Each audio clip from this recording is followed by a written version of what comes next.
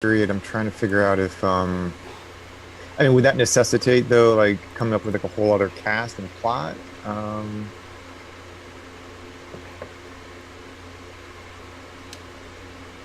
I guess Yeah, that for would be some. my one concern. Um, Yeah, we can just keep going. It was just something I wanted to throw out there before we jumped in. hmm Yeah, that was. So it was definitely something I was gonna like probably put in the thing. Like, here's something to be careful about because, yeah, it can get a bit confusing.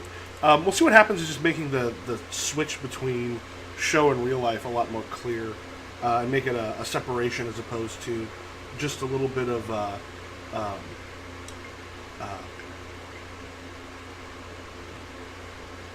like a jump like you would with a scene. Oh, we would it help if we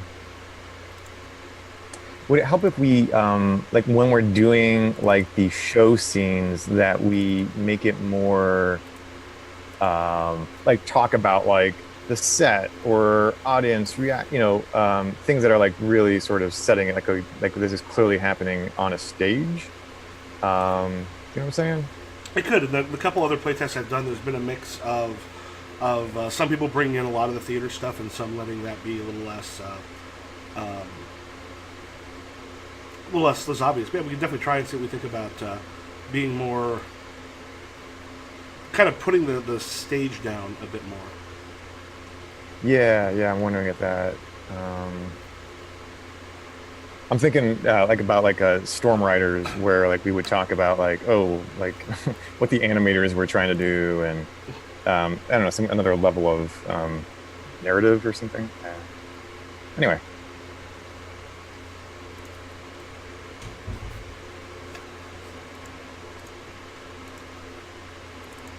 Okay. Yeah, we want to play around with putting it more on stage. we give it a shot, Okay. see how it works. Cool. Um, yeah. So, do we want to do like a quick overview of what happened last time to remind ourselves? I was making notes. One thing I found for this, particularly, I make notes usually for the play. I have not, as of yet, been doing that like for the real life scenes as much, but just to kind of keep the flow of what's going on with the show more. Yeah, probably an overview. I don't remember. Okay. What I've got, we're going to see what you want to add to it. Act 1. Harriet Bick wants her husband's insurance policy paid. She may have to kill him. She had lunch with her brother, who suggested she work, or that she would be Bonnie. Yeah, I was playing the scene and making some notes. Um, we may know Bonnie saw through. Um, Bonnie saw through her lies pretty easily there. Bonnie had lunch with her brother, who suggested she work for a food truck run by Beveau. Make a note that you were fired for essentially um, questioning her boss. She's fired for questioning her boss. Bonnie had lunch with her brother, suggested get work for a food truck truck by Beveau. She's going to start tomorrow. Mall parking lot at 8:30. Act 2. Nathan suggested that Maneth and Bonnie might not be together long. Maneth came after him with a stapler. Maneth is worried, but hoping something new will help. I think I missed. I know we had um, Bonnie and Beveau at the food truck. Right. I'm trying to remember what else happened because I think did you also have a scene with Richard during the act? Act 2. I can't recall anything. Or I think you had one with Maneth, I believe. With your was it girlfriend or wife? Wife. Bonnie had a scene with her wife where, yeah, so where, well, sorry, the wife is Wendy, right? Um, Played by Wendy, Maneth Oh, Zimmer was what I got on the. oh, Maneth. Okay, yeah, so there was a scene with Bonnie and Maneth, kind of where Maneth is like um, discloses that Nathan, Bonnie's brother, had made that statement about like the relationship being on the rocks. I'm trying to remember how that conversation went. It didn't go super well, I think. Uh, As I recall, she stormed after Nathan and threw a stapler at him. oh yeah, that conversation, yeah, ended in violence. But the second conversation between Bonnie and Maneth, not exactly like harsh words, but something like, yeah, just I think it was kind of like a sad conversation, or I can't recall exactly. Um, does that ring a bell, Rich? Do you remember what happened in that combo? Any chance? Sadly, no. I'm terrible. Well, whatever. We can still just sort of pick it up. It's been a week. It's been a busy week. Yeah. Okay, and I did make some notes. Actually, I did make some notes in the real world. I put those over on the right. Real world, we have Martha Albee, Trent Frazier. So Martha and Evasio's dog, German Shepherd, Lexi. Jealous over Lee, thinks she's stepping out. Yeah, Lee was a very supportive friend. Evasio doesn't get what's wrong with the relationship. Elle, the party girl, works overnight at the call center. Very nervous that she might lose him because he lives with his ex. Trent. Velma, the ex who wanted you to commit, current roommate. I put Maneth attacked him, Velma tries to seduce. That Maneth might have been just a carryover from the play. I don't think another person attacked. I think I did that to remind myself what to take and what to sort of switch. Okay. Right, because Maneth, that's from the show. Mm-hmm. Yeah, because I think I wrote down Maneth attacked him to say, okay, here's what happened in the play. How do I do something with that to take a theme from it, but switch it and alter it so that it's not the same thing. So Velma, like seduction can be seen as sort of an aggressive maneuver. As I recall, failed. Yeah, because earlier on I put for the play, she asked for too much, and for Lee, I want someone who wants to give way too much.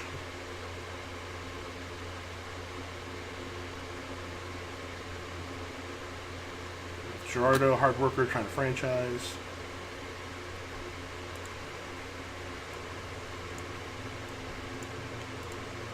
Yeah, that was a convenience store owner.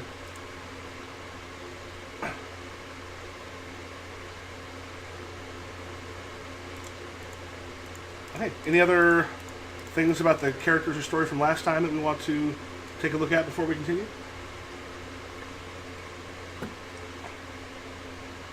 I think so.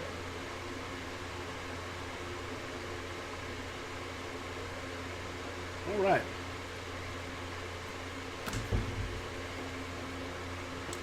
So, in this case, we have Act 3. So our basic idea was a recently unemployed person wants to find a new lease on life whose spouse might leave if they don't get their life together. So we've had the fact that Maneth might leave brought up. Does someone want to start by framing a scene for the beginning of Act 3, or would you like me to do it?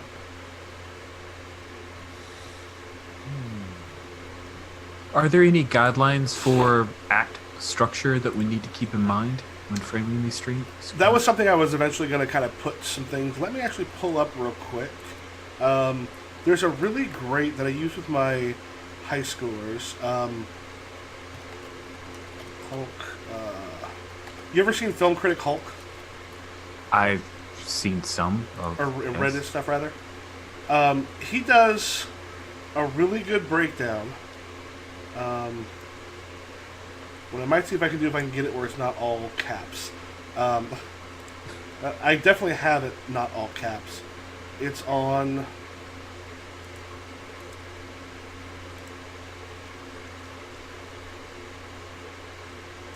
Pull that up real quick. But it's one thing I use for a shorthand for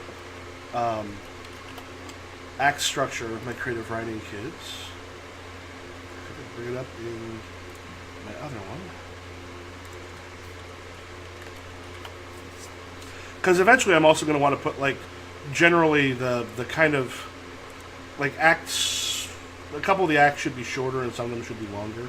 If you're looking at sort of a traditional act structure, I just kind of went with, right now, sort of a scene each, because some of it will depend on how many players there are. But there can be a thing where that gets made shorter or longer.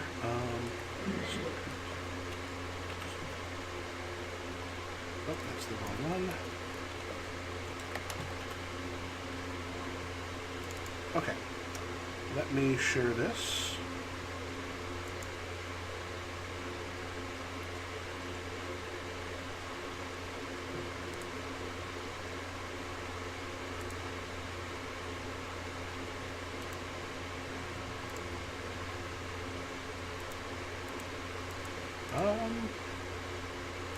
External access.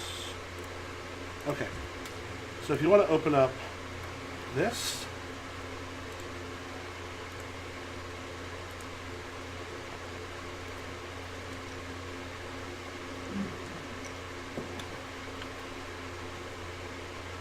Okay, so turning point. We're looking for a turning point. Complicating the conflict. What's our conflict as base premise was about the insurance policy. Mm-hmm. Well, that wasn't the base. The base that was essentially an introduction. Oh, right. No, yeah, sorry. An introduction to the job that she kind of saw through that. That's right. She's trying to find what she really wants to do in her. Yeah, got her fired. We have the. I mean, technically speaking, we would probably still be second act if we want to follow structure, kind of by its thing, because we haven't really necessarily got the reveal or the challenge. We kind of have it. Like the problems with the relationship are in there already. The fact that might be kind of going down because essentially.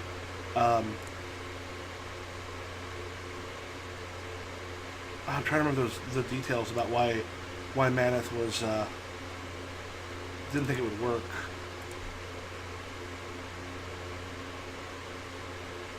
Or rather, why there was a problem between you two. And as part of it was working at the food truck. She didn't think you were kind of living up to your potential. Yes, we have a mortgage. That too. So some of it's like just pure economics, but yeah, was there more to it? Because I know the one way I came into it, I didn't want to make it the angry spouse who just wants to like crush your soul, which is a fairly common trope, but more someone who like really wants you to be happy, but there are responsibilities that also have to be seen to. Right. So it's like, yeah, if you can find something that helps, that'd be great. But if you could do it soon,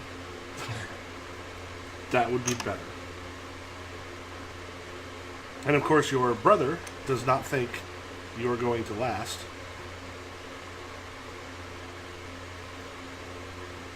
Right. Lost in what sense? Do you remember what that was? Because you had Nathan's conversation with her about they might not be together long. Oh, okay, I see what you're saying. I think that actually kind of originated with like a oopsie by Rich. Yes, it was by Rich conflating two different characters. But I mean, maybe Nathan could just be like a particularly observant person, right? Sure. And, Yeah. He's picking up on things that are not even evident to Bonnie and Maneth. So yeah, but what that is exactly, we might be able to explore that. That could be part of that sort of if we're kind of working up towards a turning point, which could actually be a couple scenes like this one. It might make sense to have like at least sort of 2 scenes each. We also talked about wanting to have a couple interstitials. I think one of the things Rich wanted to see was like little scenes with some of the different jobs and stuff. Maybe the things that Bonnie was trying to do. Right. It could be like a little montage. Yeah. So in some respects, it might make sense in the third act, and then usually because the third act is usually a bit longer, to have like two scenes for each character, and we could even kind of pop out to the real world and come back into the third act, which could work us towards kind of getting to what it is that Bonnie needs, because the hardest one for her is going to be the next act. Okay. That sound like a way to start running it? Sure. That's I mean, great. you could escalate the scene, maybe just. I mean, there's one very simple way of escalating the situation, I guess, is for her to, get fired from the food truck, to have other like a quick succession of failed things. Okay. Yeah. So, why don't we start with...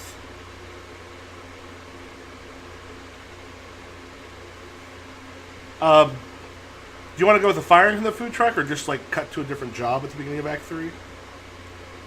Kind of let us know you have been fired?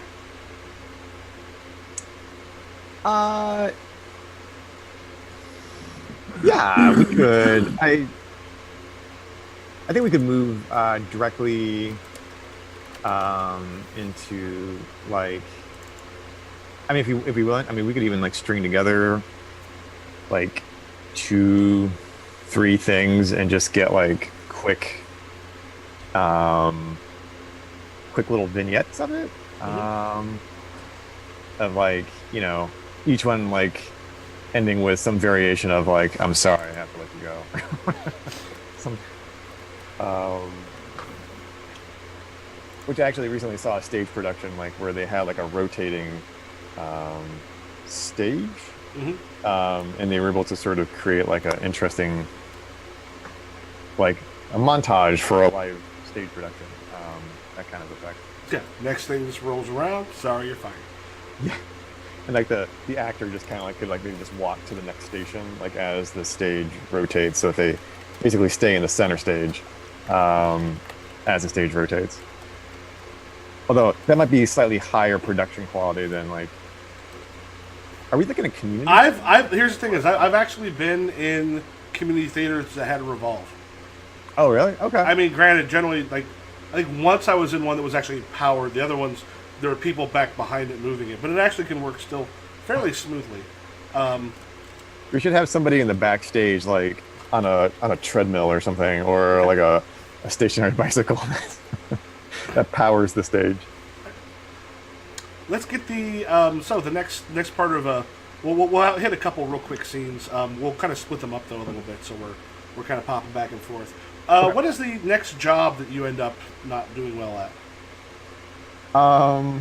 Okay, let's see. What would be a good one? First thing pops into mind is like a pizzeria. Okay. Mirabelle Monte is your boss. This is once again played by Aled Brenninger, Aaron, who played Harriet Bick earlier. She comes on and she's putting the sauce on the pizza. Putting the thing is, get the cheese. A lot of it's hidden behind it's built up to look like a preparation table, so the audience can only see like the cheese thing that she kind of comes in and puts in the thing. A little bit of sauce going around on there, and she's like, and all you got to do is put the sauce evenly, and then take the cheese like that. Looks simple enough. I mean, if I could adjust, if I could be an insurance adjuster, I think I can handle the making of pizza. All right, kind of steps back, goes, let her rip. let's see. How can we make this go wrong? Um.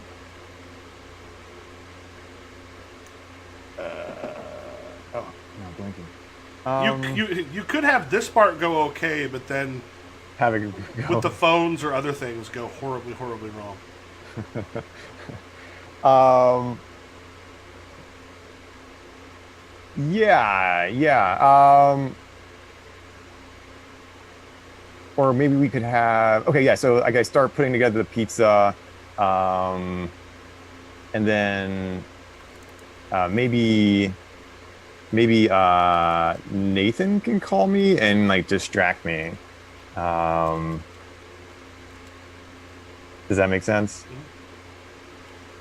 Yeah, Yeah, should, that's fun. and they're sitting there, and uh,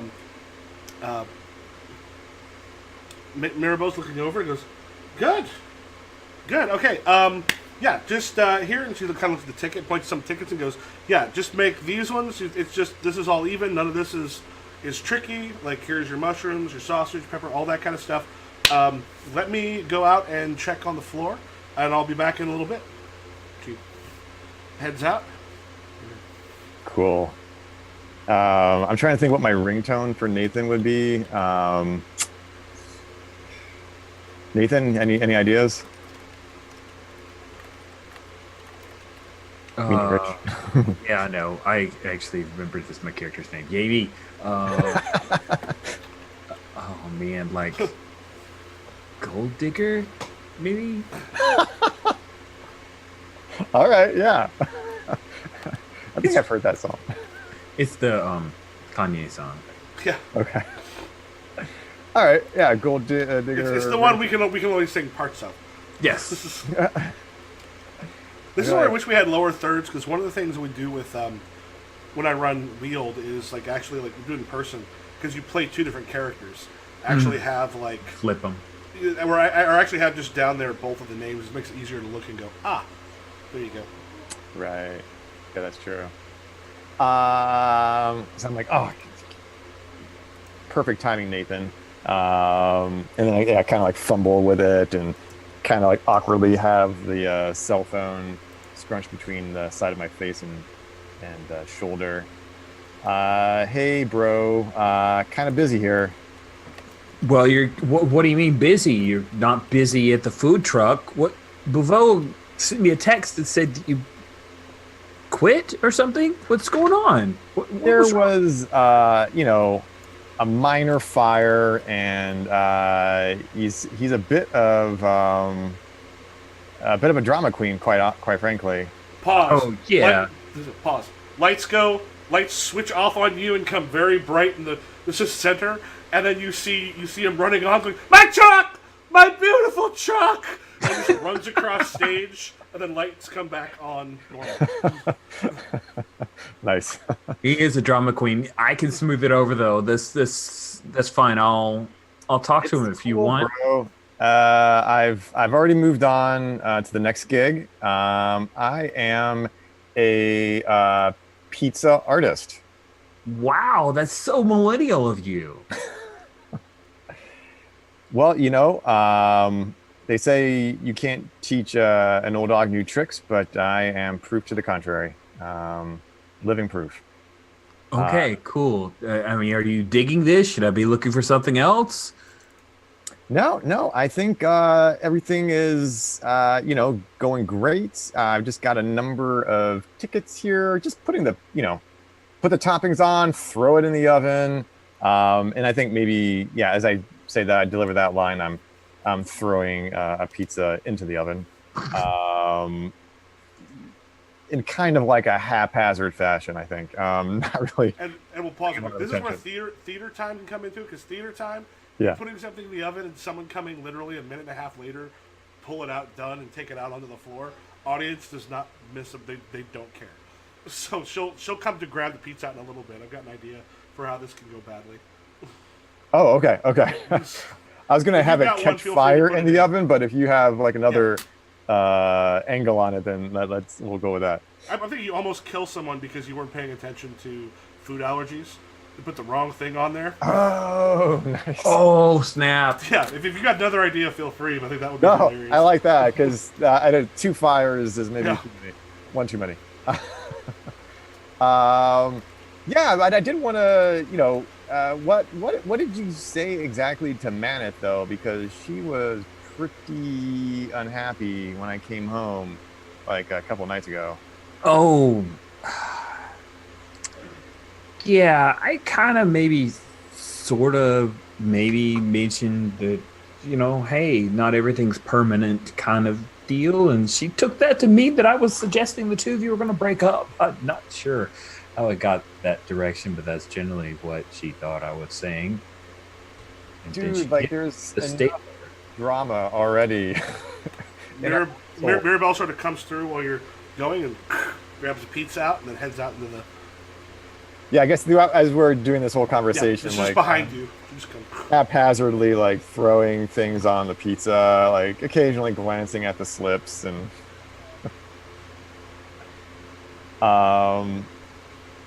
yeah, like when I look, this is a period of transition, like it's for me professionally, but that doesn't mean like in terms of my relationship to Maneth, Oh yeah, absolutely right. Totally that. Sorry about the misunderstanding. yeah, just be a little more careful about like what you say to her because yeah, I mean it got pretty intense. Sorry about that. Hey, did I mention she hit me with a stapler? uh So I I get the intense, man. I hope she doesn't hurt you, does she?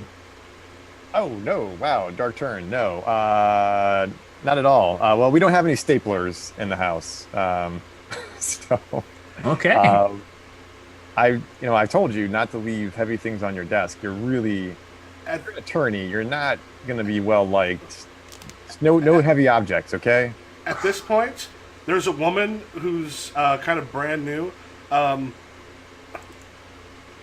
or a man actually, Playboy Noritaka, comes in just going. And like face looks kind of swollen. It's good, like the stage makeup and such on there. Just, Oh no. and then Mirabelle rushes in. It's like get an EpiPen. It's like his. Did he have mushrooms? It said no mushrooms on this one. What? But everybody loves mushrooms. That's ridiculous. No, he can't have mushrooms. He literally goes like down behind the preparation table. You just see a hand sort of sticking up behind it. Just, no, he can't have. Did you not read the ticket? Look, right there on the ticket is no mushrooms. Food allergy.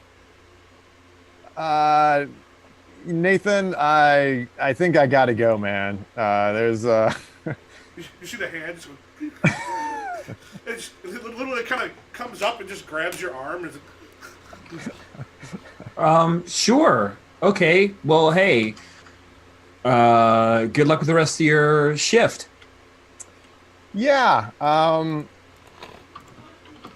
This may be the shit. What's the yeah, this is going to be one heck of a shift change. Or I don't know. Yeah, so the contest here is going to be, do you save this guy's life? Because it is a dark Oh, comedy. God. So it is a dark comedy. So if he dies, that can be funny because of the nature of it. So he's just got the phone. Mirabelle's like, get the EpiPen, do something. All right. Yeah, sure. So what? Let's see. Let's go into the stats. I'll go ahead and roll. It's a D8 for the act die, and I'll make it a hard one. So it's a D8 for that. Oops. Roll all dice. Okay. This total, my total is a 13. Okay. Why did I not keep the results? There we go. So I'm not sure which of my stats would come into play here. But part of this depends on, because you can connect with him. You can try to yell at Mirabelle about something, because like some of here, like the comedy here comes in sort of how someone lives or dies, not rather if they do. Right. Um. Yeah, maybe. Yeah, maybe because I'm trying to coax the information out of the customer, the dying customer. Mm, So yeah, we'll do connect, which is also my worst. okay. So D4, and then I have to choose whether to risk a relationship, right? To get my Yeah, stake one of your relationships. okay. I haven't done anything with my overly involved mother, so maybe I can do that, and we'll do it at the introduce conflict level. Um, so that would give me a D6, I guess. Mhm. Okay, so D4, D6. I'm gonna have to roll. What did you roll? I rolled a 13. Oh, Christ. Okay. Oh, So I actually cannot nope. succeed. I'm gonna roll anyways. Just Unless you want to stake your mom higher. Though, of course, also you can lose and let her die. Because your mom will then pop up by one gotcha. on a failure. Do I wanna? If I escalate with my mom, then I'm going. I was to escalate a conflict.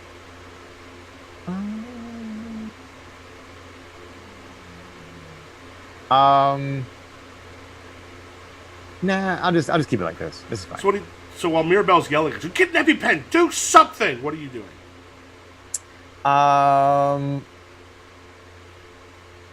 I guess I'm talking to the customer. I mean, you're the one with the allergies. Presumably, you've got you. You know, where's your EpiPen? I mean, you must carry one around. He's trying to claw his. You see him like his head pops up just in front, and and then he hits the thing, and it flops one of the pizzas over on top of him, and he ducks but down. And Mirabelle goes, "We have an EpiPen in the emergency kit. Go get one." Well, She's it's pointing my past first day. Why don't you cut me some slack? Where I'm pointing, exactly where I'm pointing. And then yeah, I kind of like a little bit sulky, maybe dragging my feet a little bit. Go and get the EpiPen, like here, and thrust it at Maribel. Okay. And I didn't have the. She goes down and boom, like hits the EpiPen. Lights go out. Comes back a moment later, like the thing is the prep station's been removed from stage. She's got a clipboard and she goes, reason for firing, death of a customer. That's new.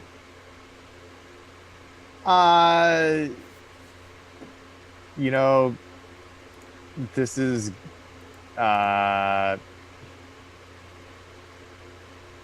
sorry. Actually, I think that's a good final line, I think. So Nathan. Note.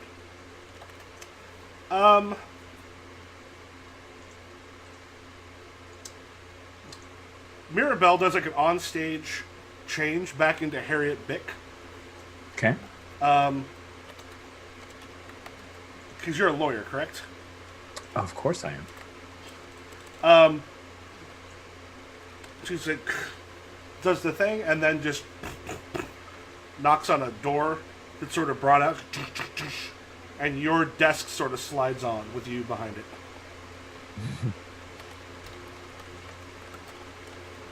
Huh. Mr. Zane? Yes. Opens the door and just kind of, like, poses for a moment. I'm in the middle of like reaching for my stapler to move it off from my desk. Yeah. Just, Mr. Zane, and she comes across and sits in the chair across from you. And she's an older woman, but she's trying to be, like, noir seductive. That's totally what I got. Like, Yeah, it's just like, it's awful. My husband, poor thing, died, and well, I had an insurance policy taken out on him that, well, was supposed to help keep us safe in case something happened, and I went to the insurance agency, and that adjuster would not allow me to get the money that I deserve from my poor husband's death, and I would like to sue. See. Well, I would need some information, but declining insurance and insurance fraud is right within my purview. How many insurance companies have you sued successfully, Mr. Zane? Oh, well. 3. What does Mrs. Zane think about that? And her hair doesn't quite come out. She's just Oh, well, my mom's very impressed with my legal skills. she goes, Yeah. man your age? I'm sure you're playing the field still. Oh, well, a fine widow like you, it's been wonderful talking about personal lives, but maybe we should get some information about this insurance policy that you had for your recently deceased husband. Yes, I took out a sizable insurance policy just last week. He died in a horrible garbage truck accident. I see. All right. Well, we'll need to take down some information. I can have you work with my paralegal to go through the proper forms to get things started, and then we can talk about the opportunities for the case. Your name again? Harriet Bick. And I was going to change it even if I remembered what it was. I was trying. I couldn't remember because I didn't write it down. Now a garbage truck accident. Harriet Bick, and I can make it very worth your while if you can get this going through as quickly as possible. You see, I have a vacation plan Tuesday. Well, where exactly are you going, Ms. Bick? Santorini, Italy.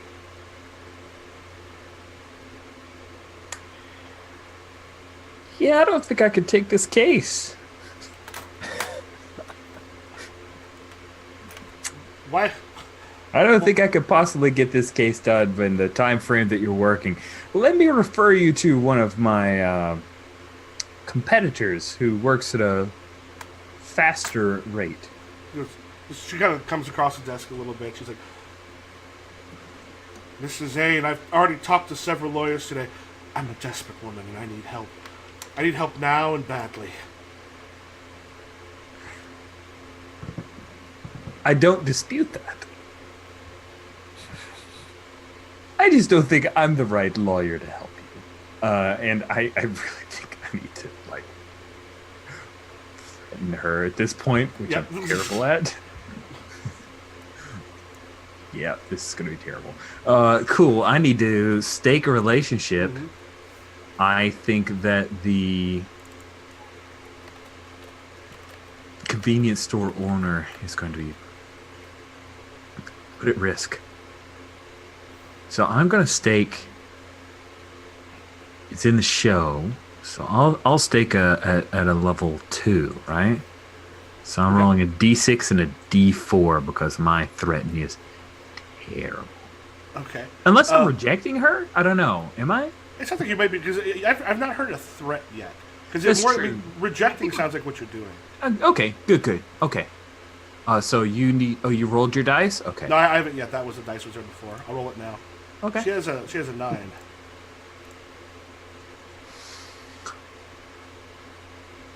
Oh. That's fine. I can remove the check. Roll check dice. I will check those two and roll. Let me uncheck the other ones. Okay. I can't. They don't look checked to me. It's interesting. Oh, it takes a little bit to update on the other people's. Are they unchecked now? I'm not showing them checked. Okay. Here, let me remove mine real quick. Okay. Check. Okay, so is there just 2d6s now? There should be 2d6s now. Yes, I see 2d6s. Okay. You just hit roll all dice. Oh, well, I've tried rolling check dice, but those were unchecked when you removed, so. Okie dokie. I got a 5. That is lower than a 9. Okay. Oh, so both of you go ahead and raise the. I don't know if Larry, if you do this, but raise the level on the stake, because if you fail, it goes up by 1. What is it? So, like when you staked it, I think a level 2. Yeah. If you fail, it goes up to the next one. Oh, okay, I see. So I just I just make it red or something. Mm-hmm. Okay. Yes, you've tried to reject her. She just. I don't think you understand, Mr. Zane. One man's died, so I can go on this vacation already. Don't make it 2. Ooh.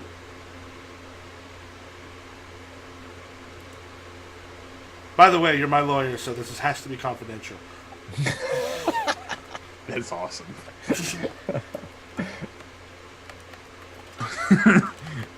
I don't. Yes, that is good. Like that feels. I don't even know how to top that. So that should be all. That is Okay. Just like a. You are now her attorney. Lights go out before the next scene, and then we can hit real life. So, tell me about your overly involved mother. Right. So I am now Martha again. I think maybe I am actually from. Let me see. Maybe I'm from like a wealthy family. And maybe I was supposed to, like, I don't know, either marry wealthy. Yeah, maybe I was supposed to. Yeah, maybe they had like some rich guy like already picked out for me, and I was supposed to be like on Easy Street. And instead, like I've chosen this like bohemian lifestyle that they're like really disapproving of. So she's unhappy with like. What's the wealth the family's from that they probably wanted you to go into that you didn't want to go into?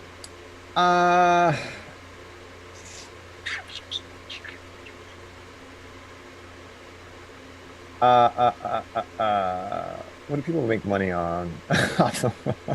Not tech because that's too nouveau. I'm thinking like older money. You could just go like CEO of a corporation. You could keep it vague.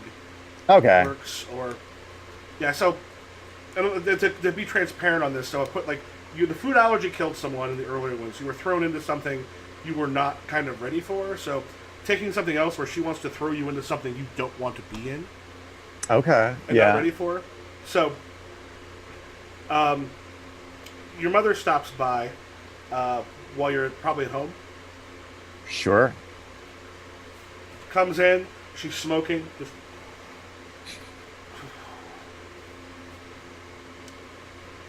Martha, honestly. Oh shit. Martha was not fired, right? Martha was not fired. No, she's just like she's just a struggling actor, and maybe we can also say that the play is not getting particularly good reviews. Mom may know about that, you know. Martha, honestly, I would support you in your whole acting thing if, you were better at it. Jesus, Mom. I just- mean, could you just try to be supportive, like for once? I mean, what did you read the reviews? I suppose is Yeah, that and she pulls out of a purse and sets it in front of you. You like the particular words for you were highlighted, and to be fair, someone had forgotten their lines that night and made it hard. But second, she highlighted some mean stuff that was said. That reviewer's got a problem.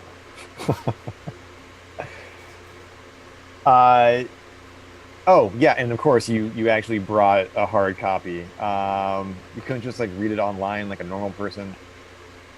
I wanted something to put in your scrapbook, but apparently this isn't going in there. Is there is there a point to this visit, Mom? Because, um, we obviously need to do more rehearsals back at the playhouse. So Martha, you it's like know, cut to the chase. Martha, you know, Daddy and I love you, and we think that your life might be better. You might be less inexorable, which, to be honest, for a local paper, sort of a big word to put in there.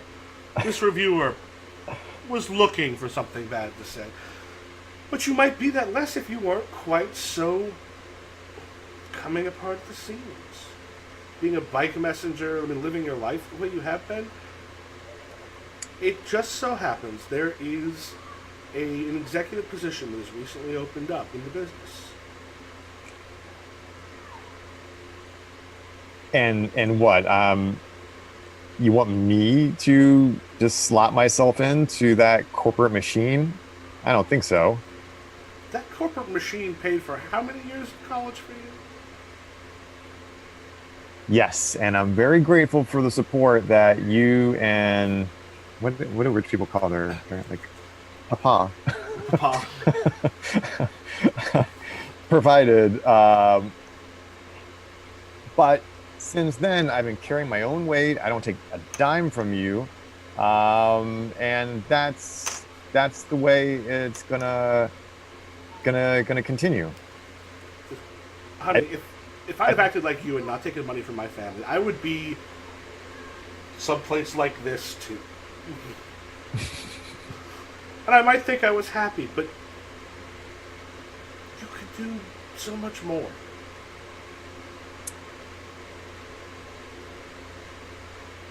you But know, if you want to see how well you, it sounds like you're part of it to trying to connect to get her. I mean, not necessarily with connecting, but to get her to leave you alone in this case. From what you said, if yeah. So far, that's basically the thrust of it. okay, So that would be like a reject kind of thing. yeah, possibly like rejecting the offer and such that she's kind of. You'll have a D6 for her because right now that's where she's at in your real life Okay, role. okay. So for her, I've got the Act die right now, which is for Act 3. In this one, it's a D8. Makes it a little bit harder. And I'm going to go average difficulty here because this is probably an argument you've had a bunch.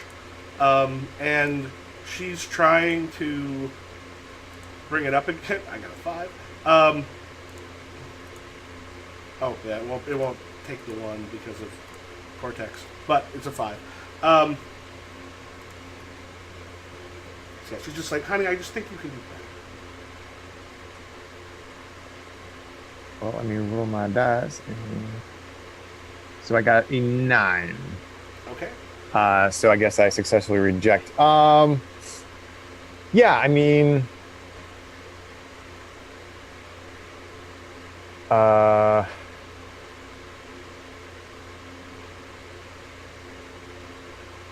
I, I don't, that critic be damned. Um, this is my passion, and I'm not giving up. I'm not giving up, Mom. I know you're trying to look out for me, but in this case, you actually don't know what's best for me. And if you don't mind, I got to get back to the playhouse. You don't even have time for some drinks? It's like 3 o'clock in the afternoon, Mom. What do you do at 3 o'clock in the afternoon? Okay, honey, go practice your play. Kind of comes and gives you sort of a kiss on the forehead. She goes, do we want to schedule this argument next time or just sort of see when it happens? Yeah, just, usual time, usual place. At that point, she just gives you a hug, goes, "Oh, I'm gonna go shopping." And heads out. Yeah, and then maybe just like the scene lasts like a. I know we're not like in the play, but I feel like that probably this like yeah like Martha's shoulders like she mom leaves Martha. Or maybe Martha actually she pours herself a drink. That's what she does. Okay. And her shoulders are kind of like slumped over. Like there's just like too many things from too many angles, right? Um, yeah. Okay. Do you mind if we sort of end that with the door opening, Maneth coming in, just going, "Your mother was here." No, that's perfectly fine. Okay. Just, your mother was here. Maybe I take another swig after that. Okay. So then we can go to Trent. So you had Gerardo checked off. Yeah, and it's like escalated. So we don't even introduce the character or conflict. It just immediately goes to escalating the conflict. Is that right? Yeah, you work there. Yeah, you work there. You show up, and it's closed. You show up for work. You work the night shift, right? Mm-hmm. Yeah. You show up, and like normally it's like a 24-hour thing, but it's things went over. It just says closed on it. The lights are still on. I will pull out my Android phone and call Gerardo. And you can hear the phone ringing, from what probably it's like not back in the office, but it's like from somewhere like you're at the door. You can hear it ringing like in the like stacks is the wrong word, like in the shelves kind of stuff, and you just hear, "Boom." Yes, Trent. I can't come into work because the door's closed. And you see him kind of pop up and like a little bleary eyed, and like this guy's been crying. Oh. And he walks over and unlocks the door. Hey, man. Are Dude's you been- okay? Dude's been drinking. What's going on? He kind of grabs takes out a paper, and hands it to you. You try to take a look at it. It is I don't know if this is a legal term. I'm not a lawyer. I don't think the three of us are. So this is going to be in our particular world thing. But essentially a notice of intent to possibly foreclose on his loan. I've paid it the whole time, but someone's gotten in there, and we're looking like I might lose the store. They're trying to change this whole neighborhood. Huh. That's weird. That's real weird. Take a look like.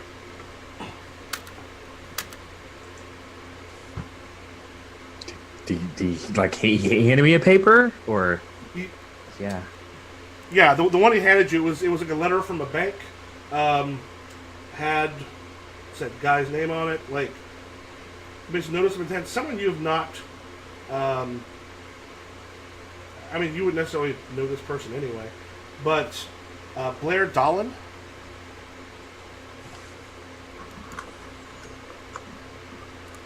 Come up here.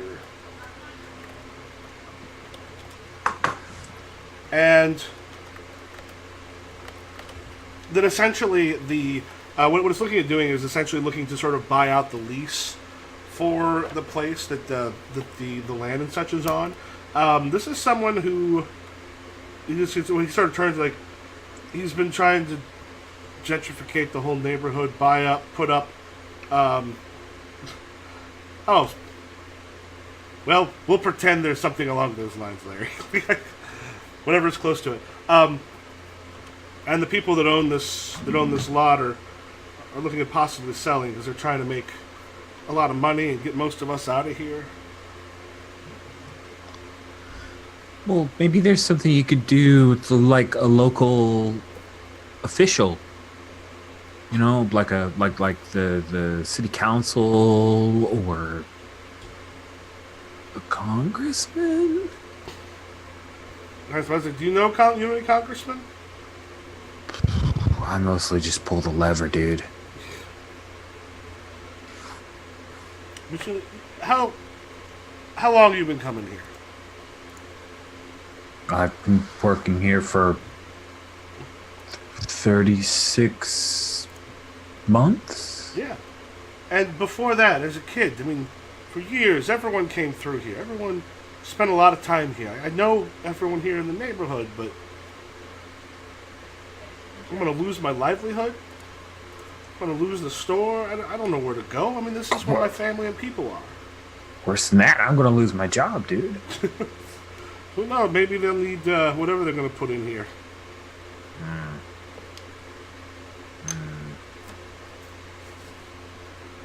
This sucks.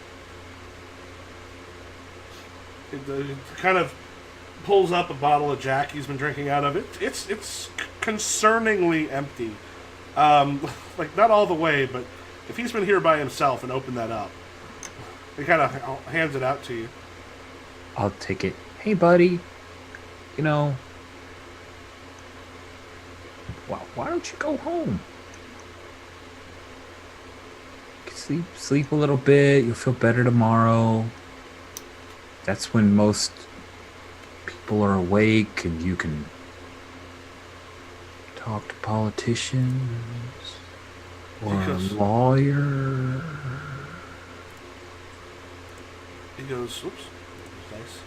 He goes, I rolled a 6. So yeah, you're trying to comfort him here to bring his down. I'll remove those. So am I trying to convince him? Sounds like, it sounds like what you're doing right now. Is basically trying to cool. you need to sleep it off. And in real life, a D6, I use the D6 because we're in the escalate conflict, or do I use the D8? You use the D6. You use the D6 because that's where we're at. Yeah.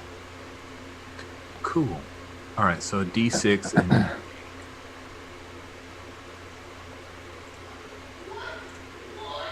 13. Yeah. I think I'll do that. Okay, buddy. You're not driving, are you? Right? No, he doesn't live too far. I mean, like a lot of people in the neighborhood. Like, do we ever decide what city this was actually in? Did we go with New York? He said a big city. Yeah. We'll say, I mean, a lot of big cities, you kind of live close enough to walk or take public. Yeah, he goes, no, I won't. It's kind of... You might live above the store. Yeah, he goes, I will, however, get a couple of these. He opens up one of the fridges and just takes, like, a couple bottles of water. That's right. Don't want to get dehydrated. Yes. Good call. Here's an orange. And got the thing of chips on his way out, and then you see him kind of go up and then like head up the stairs. Probably to crash. He just bites into the orange. Just to hold it. Okay. Got some chips. And just going up there with this orange like gripped in his teeth and a bunch of bottled water with him. We've all been there. I have.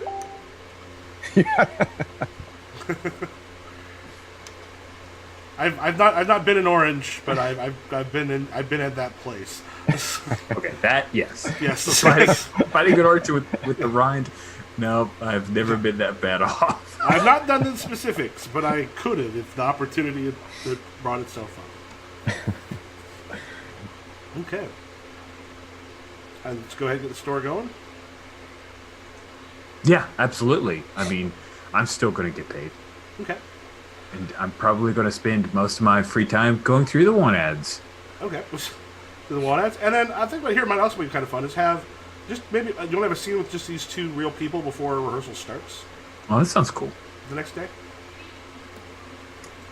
Sure, between Trent and Martha? Yeah. Yeah. Yeah, man. Sounds fun. So Having a like, lucky Trent's like, life sucks. yeah, likewise. So like sort of like backstage or something, or Yeah. maybe putting on like is that right before a show, like we're putting on makeup and stuff, or Ooh. Yeah, sure. Yeah, okay, a green room conversation. right.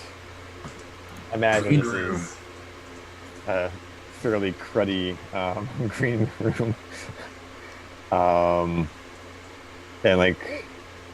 Do you think we're like advanced enough of a playhouse that we have like a makeup person, or are we doing our own makeup? I imagine we're doing our own makeup.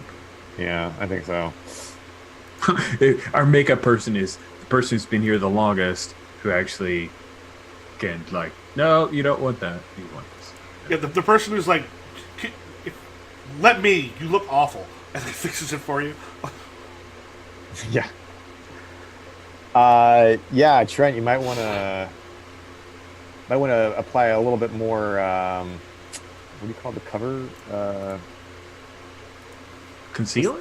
Concealer or something like that. Yeah. Under your eyes, you got some serious bags going on there, my friend. I. Yup. Sorry. Yes, I'll do that. That's a good suggestion. Hey, are you okay? Because Trent's the kind of guy that when he feels crappy, asks people if they're okay. Mostly so they then will ask him if he's okay. He's that guy. He's that guy. uh yeah, it's just people don't they just don't get it, right? Like we we have the acting bug, right? Like we don't have a choice. Like this isn't a vocation, it's a calling, right? Right. Who? You're not reading your reviews anymore, are you? Because I've told you that those people are trash and they're just looking for clicks. Yeah, I mean, I wouldn't if it, wasn't for the fact that my mom like literally thrust it in my face. I mean, she even highlighted the negative parts about me. Can you believe that? Ooh. I remember when my school paper said that my John Proctor walked across the stage with all of the grace of a duck on ice, and that was my eighth grade play. So I hear you. That's a scathing review. It was pretty harsh, especially since that was a girl that I really liked. But trust me when I tell you, in the immortal words of Will Smith, parents just don't understand. Your mom don't get it. She doesn't understand. It's all part of the craft. Not like witchcraft, because that's totally different and probably more profit. Kind of lost me a little bit there, buddy, but What that was inspirational actor speech number 36. That's tried and true.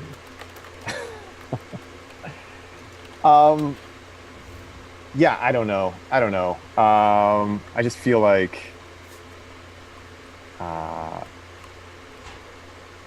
I mean, do you ever think that, that maybe I mean, because I don't know how old you are. It's not polite to ask, but we're still in this rinky-dink community theater. Like maybe it's just not. Maybe it's just not going to happen for us. Do you ever consider that possibility? Just like a unicycle, man. If you start to figure out why is this one wheel still allowing me to stay upright and moving forward? You're going to fall down.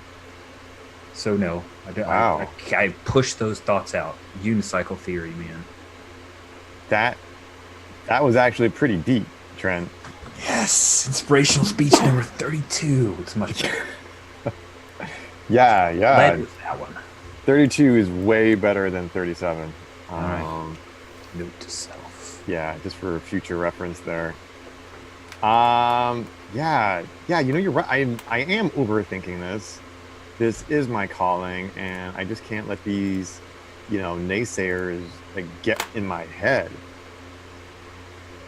I mean, sure. I guess it would be easier if I were to accept like this cushy sort of figurehead position in my parents' like mega corporation. And yeah, sure, I would be making like, pulling six figures like that. What? But I mean, that would be, selling out my artistic integrity. 6 figures? I mean, yeah, but Rent your artistic integrity? I don't think nepotism works quite that way. Yeah. I see. So you have to give up the life, as I like to call it, in order to have the real job. That's what's going on. Pretty much. But this conversation has been very clarifying for me. Glad I could help. Yeah. How hard is this 6-figure job? Because I'm about to be unemployed. Oh, it's not so much the job; it's more sharing of genetic material. Damn it. Yeah. Sorry, man. What are you gonna do? Okay. But it's better this way. Like, you shouldn't give up either. I mean, yeah, it's difficult, but you've got like a steady gig at least to, put food on the table. You don't need any more than that. True. Dude, but the convenience store's about to close, so. What? Yeah, It's like an institution. it is. I been working there for 36 months, man. Sounds a lot more impressive than 3 years, right? It is a larger number. Yeah. It's the longest I've ever worked anywhere.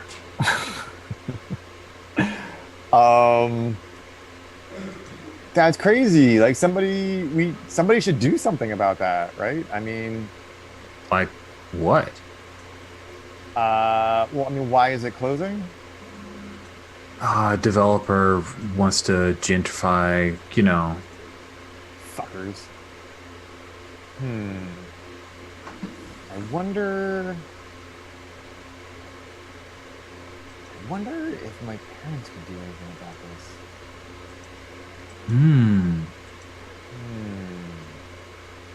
Scene.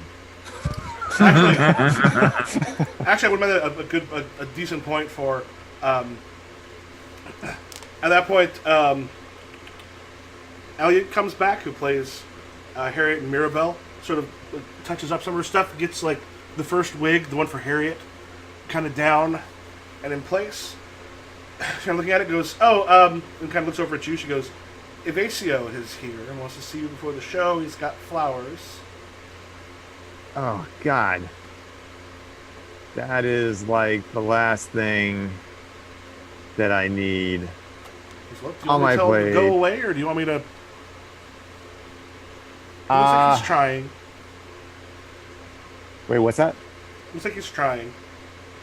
Trying. Oh. Yeah, he's trying my patience. That's what he's trying. I mean, yeah, fine. Just let him back. Okay. And then also turns to Trent and goes, "Yeah, your new thing is here too." Nice. Okay. Yeah, mean Evasio. L, right? What? You L. mean L, right? Yeah. I like the idea. I like the idea that Elliot like really liked Velma. Nice. I like And that. Yeah, so like if ACO comes back and he's got some flowers and a card with him, Okay. and he's like, "Hey, I just wanted to say," kind of hands it to you. He goes, "Listen, I know what they wrote in the review was some bullshit. Oh, wow. Yeah, I guess you must have known that my mom was gonna shove that in my face, didn't you? Well, yeah, that's how she is." Yeah, I guess. Uh, God damn it! I just realized I fucked up and man it. Come into the real life and smell the thing, and not your ex. I capped off that scene with the show and not the real life. Dang it! I didn't even catch that. I just realized that. I was like, damn it. Anyway, yeah, we could make it a Vasio, same sort of thing. So this plays very abstract. Yeah. This versus Slings and Arrows is very like surreal. Yeah, the line between real life and yeah, that might be a The good warning show. to put on there. It's like it's going to be easy to get them mixed up. Have them different. Because yeah, this was not a problem with the gothic romance. right. Yeah, he goes, yeah, I knew she was, going to be some trouble. So I just, I came to see the show again and, Yeah, I mean, I appreciate you saying that.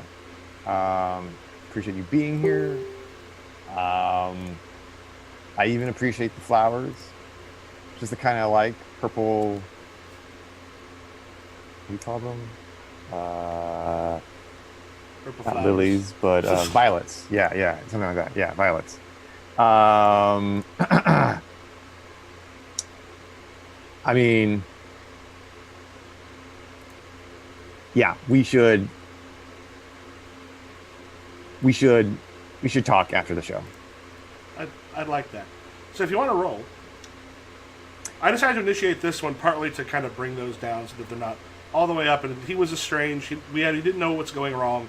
So having him try to fix it or try to do something, even though he's not quite sure what happened, can work. So I rolled a 6 with because it's easy because he's trying to reach out, and then with the act die, so I got a 6. Okay. So I think this is probably connect. I'm trying to connect, right? So D4, and then am I at level 4? I guess. Mm-hmm. Uh-oh. So this is actually going to be a hard roll because that's just 2D4. So I shall remove, and we will see what happens. Oh, so close, but not this time. I got a 5. So that means like it's gonna kind of go sideways here, right? Not necessarily sideways. It's just I think in this case not really get better because your connect is difficult. That's the thing Right. you're not good at. Yeah. So like he's gonna try, but he's not feeling it. You can kind of tell as he goes away. Maybe he like goes in for like a little peck or something like that, but it's like this sort of halting, like, oh, we're gonna do this or not, and I end up just sort of like taking the flowers, but there's no kiss. It seems very awkward and distant. Okay. Yeah, and then L comes up to you, Trent. She goes, Hey. "Hey, just coming to see the show again." It's like the 3rd time she's come to see the show. You are my favorite fan. You're my favorite actor. How are things? I mean, you've been home the last day or two. Well, not great at the job, but otherwise good. What happened to the job? Convenience store might be closing down. Oh my god.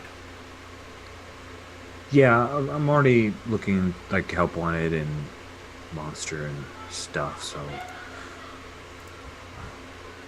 I'll land on my feet. Just kind of sucks. Okay. I just, wanted to come see. Okay, I rolled a 2 for her. Yes. Which it won't let me put either of them in there, which is fine. Yeah, I've got a 2. I want to connect with her. I need some sadness healing. No, it's real life, so I'm in escalate conflict, so I'm going to try to de-escalate it, right? Yeah. So basically, if you succeed this one, it'll take it down by 1. Okay, cool. So I'm going to roll a d6, and I'm trying to connect, so 2d6. I think I got it. Roll more than Now 2. I've cursed myself by saying that out loud. Here we go. Oh yeah, I rolled a 9. Okay. Go ahead and take that down by 1. And she's trying to look a little. Well, I think everything's gonna be okay. The funny thing is, I just realized with Martha, since she's sort of much better at rejecting, she actually might be closer to him by being a little meaner. Which could be an interesting little character thing, where it's someone where, like, this is someone who might actually do better calling him out on his bullshit. Right. By that, then because, yeah, connecting is just not the thing you're great at. But it could be an interesting way of going. Oh, how is she good at when she wants something? Right. I need to change strategies if I want to have successful relationships. Yeah. It's just like, you're trying to do the thing you're not good at. Right. And that probably didn't get you into the relationship. In many respects. Ouch. Yeah. Alright, and then you go on to the show, and we come back to probably second half of Act 3. And do we want to put your two characters together yet on this one, or do we want to have separate things going on with each of your characters? I'm always down for combo, but how does the conflict work when you have two players in the scene? Like, are we supposed to go for different things until we hit the conflict and then keep the scene going until the other person conflicts, or we just go until one conflict happens? Or I mean, what I did like last time, and we've done before where like they have each other as a like adding each other as a relationship, which is possible. We can also do where like you had something going on because the two of you have not had a whole lot of conflict, but I brought in other people that have. Because I know one time you're like we should have been going towards conflict. I'm like, you're building the fact that these two are really kind of cool with each other, so I brought in like I think Maneth on that one to escalate on there. So my thing is I can also escalate. Oh, okay. On those, or if you two want to have it where these two support each other, but like everything else is kind of going off, you two can support each other, and then someone else can come in to be a problem. Yeah, I could see possibly like that kind of like brother and sister against the world. I'm not exactly sure what that next conflict would be. I mean, it might be this the femme fatale. She might be the one causing us trouble. We both had like our separate run-ins with her at this point. Yeah, she's hilarious. So that's a possibility. Yeah. Making some notes about just generally either possibly say in-play conflict or like here's how to create conflict if the players are cool. Yeah, so if the two of you want to have a meeting over at his office, or if you have something else you can think of, that could be a good way to bring her into it. That sounds kind of cool. Okay, yeah, I dig that. Good idea of like you come over to my office and you see her. Funny. Small world. And this is the one. Oh, are we cool if we take like a 5-minute bio break real quick? I think that's a great idea. Yeah, I could pee real quick. Oh, and then... you read my mind. Okay, Cool. All right. See you guys in a few. Okay.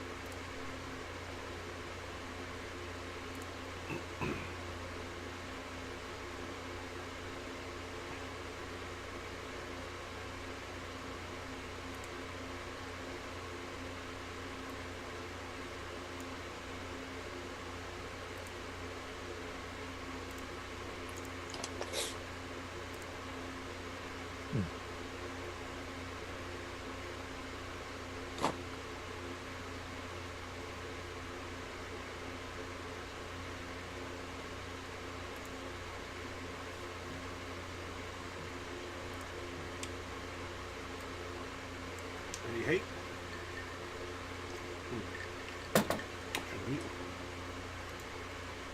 Macadamia nuts are amazing, by the way. The what? Macadamia nuts, really, really good. Sorry, I can't share it with you. I think I've never had those. Trader Joe's. Anyway, sorry. We went to Trader Joe's today. Yeah. Anything good? Got some cookie butter. That's good. If you like graham crackers, that's basically what it tastes like. There are.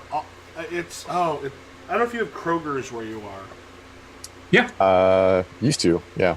There are a friend. We don't have one here in town anymore, but occasionally, a friend of mine in Bloomington, Illinois, who comes and games with me, I'll have him pick some of these up because in Louisville, a friend of mine had made this like. It was for a Halloween party. Made like this sort of pumpkin something. Well, the pumpkin stuff didn't get eaten a whole lot of it. What she had to actually sort of scoop it out with were these little graham cracker bites that were like little sticks about that big and kind of rounded. I mean, they almost looked like I've seen like some little chocolate things that looked like it, but it was graham Something about it was amazing. And we're all just like eating those things by the handful and sort of ignoring them. And I brought a bunch back from a Louisville trip to my gaming group. I remember handing to one of the guys. He just goes, "Oh, this is dangerous." So good, but I think they're like a Kroger exclusive because that's the only place I've ever been able to find them. Go Kroger's. Okay. So, at this point, then, we want to get into. I think we're the two of you, and then we can have Harriet possibly come bring her way in a little bit. Yeah. Okay, so we're back in the play. So I am Bonnie. You are Nathan. And we're in your office, which I guess like on the stage that just looks like you got a desk. Is a stapler out or not? I think the stapler should always be out. So when Nathan feels threatened, he can move it. Desk drawer. Right, it's a visible signal of like your threat level. Yes. We're threat level, staple down. Stapler down. Okay, so then maybe I think maybe I'm like sitting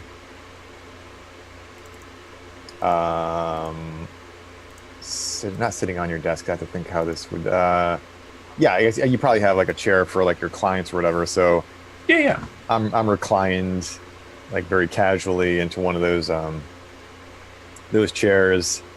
Yeah, so the pizzeria gig did not really pan out. But I'm getting a lot of experience, trying a lot of new stuff. Good to keep an open mind, sis. So pizza gig not working out. That's fine. So my friend Sandy has a small coffee shop / pie shop. It's an interesting fusion kind of thing. You could work as a barista there if you're interested in giving it a shot. You know, if you want to stay in the food industry area. Yeah, I know. I think I'm getting a lot of valuable experience in the food industry. And you know, third time's a charm. Let's do it. All right. Rock on. Good. So I will let me just shoot a quick text and all right, sweet. She'll text me back later. Good. Everything else going okay for you? What was the last thing that happened? Everything okay with Manet?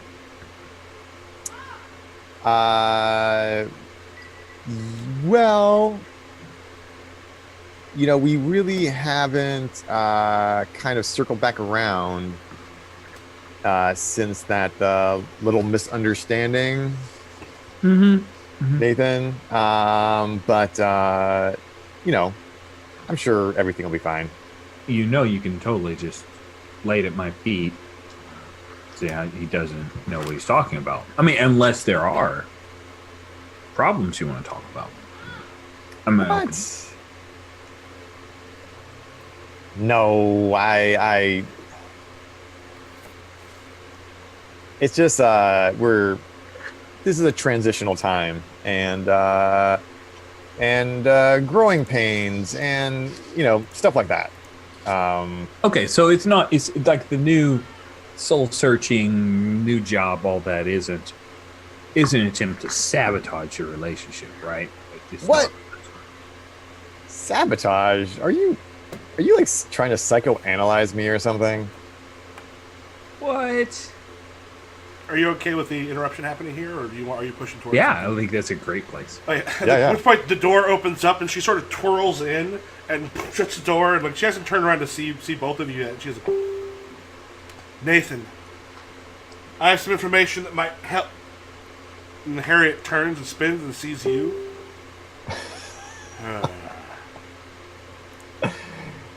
Oh I my God. assume you're here about the case. The case, hey, I'm out of the industry business, lady. Wait, you know did She was the one who turned me down when I went for my husband's poor accident. When that garbage truck ran him over, I lost one of the greatest things in my life.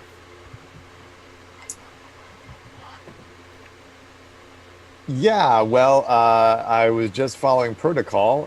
Generally, we were supposed to reject claims when homicide was, you know,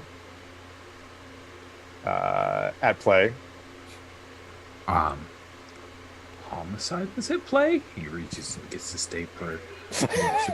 Desk drawer. Gonna tape her. She pulls out a gun from her purse. Jesus Think I Christ! killed my husband? She holds the gun in front of her.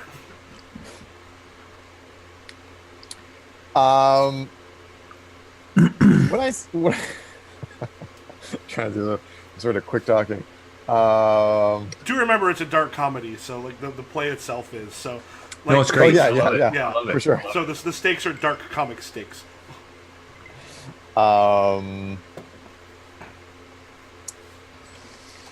Did I say homicide? What I meant was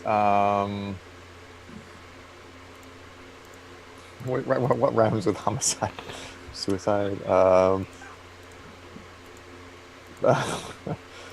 think it was suicide. Yeah, maybe I have no idea why he would be unhappy, but we just have to check those things out.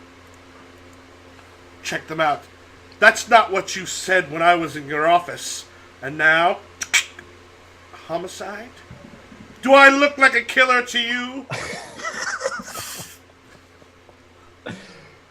Well, look, that was I'm going with ages no. ago. No, of course not. Exactly, just as my brother said. No. And anyways, I don't work for that creep anymore. That I was talking to my sister Bonnie here, who means a great deal to me, about her company. In fact, she may end up being an excellent witness for your case, Harriet. yes. Sounds like you're trying to. Convince? Yep. I'm gonna roll for her. I got a 7. I'm gonna stake Velma at a 2. So you got a 7. I'm convincing, and I'm in the show. So a D8 and a D6. Come on. Oh, 5. No. We're all gonna die. shortest play ever. Yeah. Why That point that she just structure depends on getting out of the third act. yeah. That point she goes, I don't think so. I think all of you know a little too much. And in that case, first turns the gun on Nathan. And what are either of you doing? I'm gonna jump over, like, stand up and try to shove body down. Okay. Doesn't get shot. Because, she's had a bad enough life. So. All right. Yeah, do you want to make the other roll on this one, or Bonnie, do you want to make? I think Bonnie should, like, I Yeah. don't want to make two rolls. That's exactly Yeah. what I do, is just, don't kill my sister. I'm thinking maybe. What do you think about like trying to use the stapler against her? I mean, Oh, yeah, that would be great. That's exactly what I was thinking. I was like, a stapler thing. it all comes back to the stapler. Yeah, I think maybe. Yeah, just like flinging the stapler at her. Okay. Try to knock her out. So that sounds probably threatening the most. Mm-hmm. So that'd be D6 and all my I reject you relationships. shooting me. Okay, I got a 7. Okay. And then let's see. Most of my relationships are doing poorly, but except for my relationship with Lee. So I think I'm going to stake my relationship with Lee, and I'm just going. Can I jump from 1 to 3? Is that Yeah. okay? Then that's what I'm going to do. So I get in the show that's a D8. Right. Okay, that makes sense then. So D8, D6. And remove your dice. D8, D6. Roll dice. I got a 9, which I think was higher than what you had. Okay. Yep. Yeah. So I think if you go just at the same time, there's like the lights go out as you throw it because you're throwing it away from her, and then fire goes up, and then it drops on probably the act. Nice. Question for both of you. This is a rule idea. Mm-hmm. So I'm wondering because like relationships are going up really fast. Like I think maybe a little too fast. Because I think there's risking them, and then there's putting them where they're already fairly risked. So would it make more sense to have it where if you it starts like clean. Let's say you risk it at like a 2 or 3. If you succeed, you add 1 onto whatever it already is. So if it's nothing, if you succeed, it just goes up to 1. If you fail, it becomes what you staked it. Or if you staked it below what it is, it goes up by 1. So your successes would only see it raise slowly. Your failures would then pop it forward, as opposed to your successes popping you into the middle or higher. Oh, right, because I succeeded on this. I staked it at a 3, and now I'm at 3. Yeah, so I'm almost wondering if you're successful, have it going up slower as opposed to. Uh-huh. But if you fail, that's when things start to. I think. I don't know, Rich. What are you thinking? So it's gonna. I guess I'm a little. So basically, like, let's say you have a blank one. You haven't used it yet. Let's say you decide to stake it at 2. So if you succeed, you would just add 1 onto what's already there. Nothing is there, so it'd be a 1. But right now, because we're staking it 2, it goes to 2. Well, yeah, because right now it goes to whatever you staked it as. Right. If you Okay. fail, it goes up an extra 1. So okay. So possibly. Oh wow. So if you're saying we're in the show, and I've got a brand, let's say L hasn't been used. We're in the show, and I decide to stake it at a 4. I'm going to get a D10 right then and there, and if I succeed, it's only going to go up to a 2.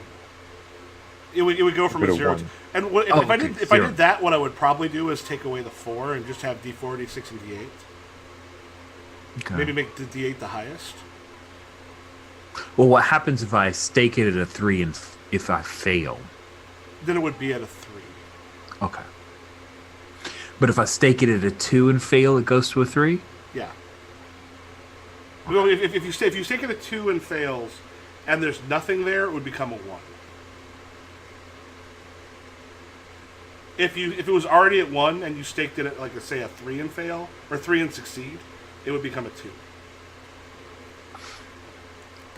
Or is that too? That might be too. Because I'm also thinking, like, if a success, it just moves up from wherever it is 1. If it fails, it becomes whatever you have staked it at. As long as it's or raises it up by 1 if you staked it lower. So my thought on that is that there was a moment in last session when I knew I was at a high risk, so I staked it low, and then in trying to play protective with the relationship, then I failed and it went one worse. So this new method I would prefer it for at least that one instance. The idea of I'm going to stake it low to protect it. I fail, okay, but I know where I put it at. That's kind of nice. Yeah. And then the succeed, and it just goes up by 1.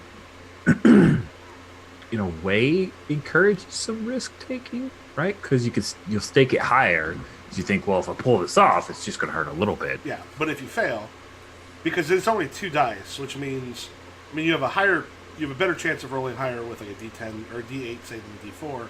But if it's just D4, D6, D8, you can still roll like a 1 or 2 or 3.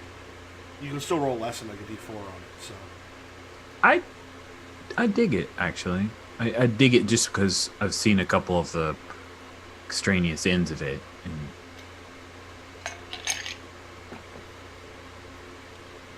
yeah.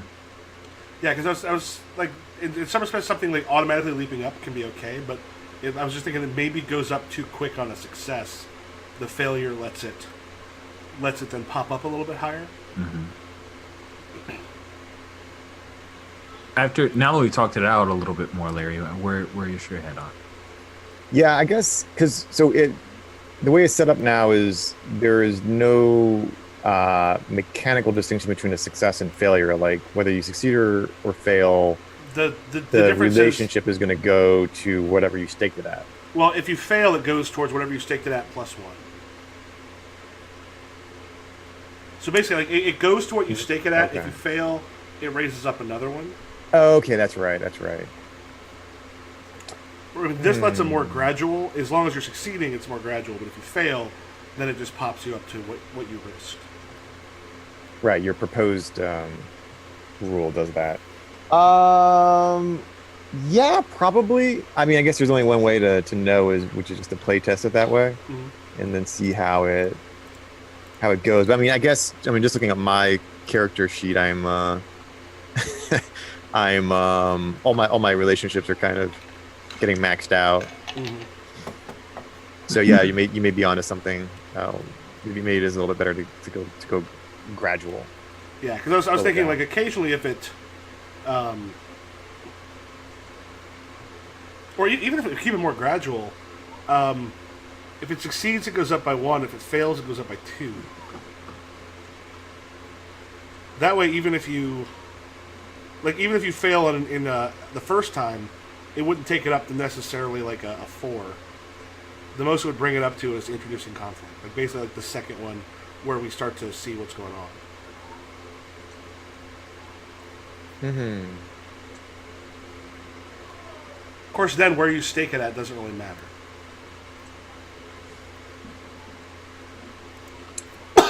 Right.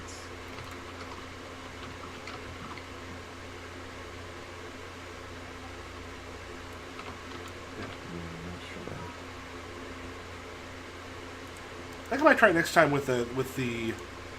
It raises by 1 if you succeed from wherever it's at, and if it fails, it goes up to what you staked it to. The lowest you can stake it is where it's at.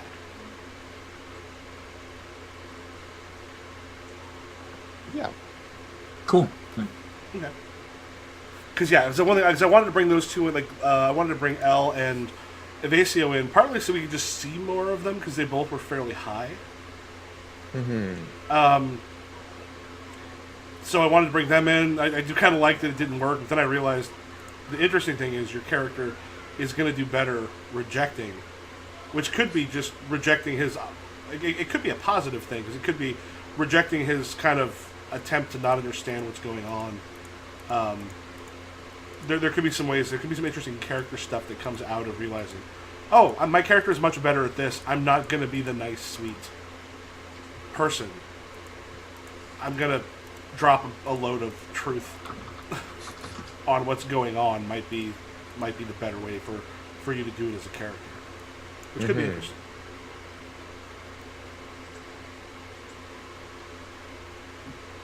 Yeah, I agree. Oh, I'm looking here too. What happened in Act 3?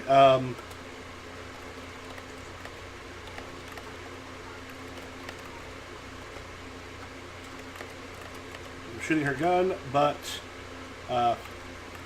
hit by a stapler as the lights go out. You both got a conflict in there. That seems like a good sort of end of Act 3 for that one.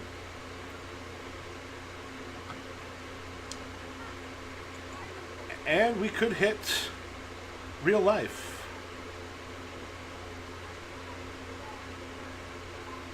I think, Rich, you staked Velma last time, or was it? I did. Yeah, I staked Velma, and she is now up to a 2. Okay, so after the show, when you come out, Velma came to see it tonight too. Awesome. And there's a moment where, as you sort of come out, she and Elle are about 10 feet apart. It's a little icy between them. Hey! Ruby! Girlfriend! It's the best! She go out for drinks! Elle's eyes like bulb. I don't. Who are you looking at, Elle or Velma when you say that? Or neither. Said a no on the drinks. Oh, wait, which one? Like, who are you looking at when you said that? Both. Oh, both of them. Yeah, I'm like, let's go out for drinks. both All of three of us. My both Ruby of and their my eyes. girlfriend. Both of their eyes get like a little bit wide. At that, they're like, and Elle just goes,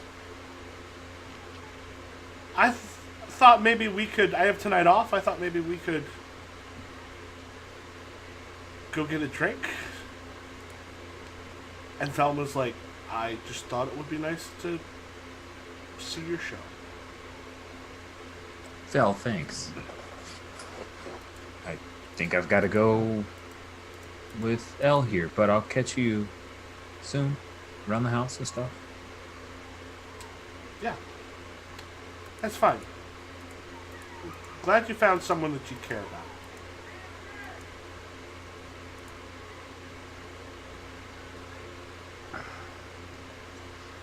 And she turns to go. Do you let her go, or? Elle, I gotta talk to her. It's all right. So looks up and goes, "Hey, Martha. Good job." Oh yeah, thanks. You enjoyed the show? Yep. Cut to outside. She's like, it's very awkward.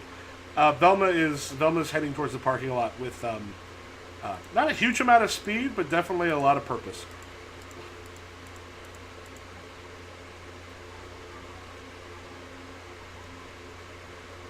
Go get her, Trent. Okay, I'll go catch up to Velma. I'm gonna try to jog ahead of her. Hey. No, No. it's fine. I should have known to ask. I'm really glad you came. This was sweet. I totally would have gone out for drinks and hanging out, but you know,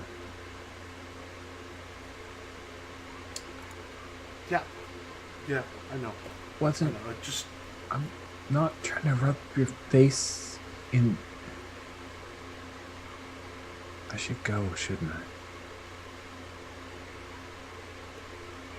yeah. This is. She's waiting for her. You go to. No, I mean.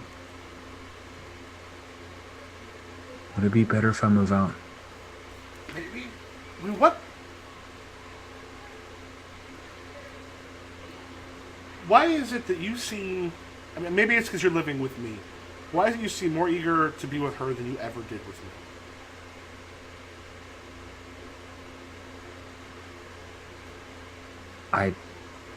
I don't remember us that way.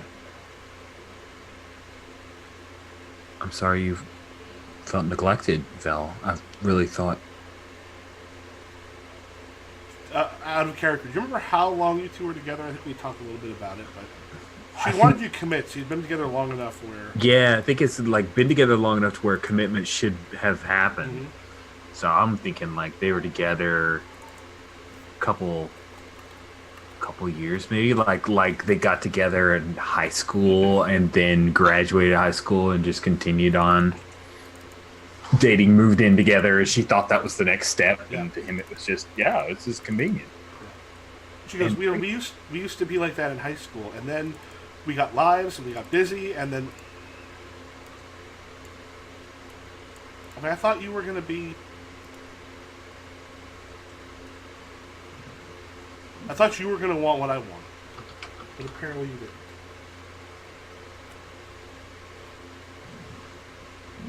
I know, and I wasn't ready for that. I'm not ready for that with Elle. Elle just,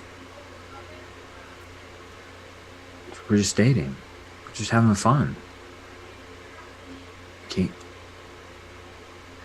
can't give you that. Yeah, I think. Listen, I love you. We're gonna be friends, but I think living together.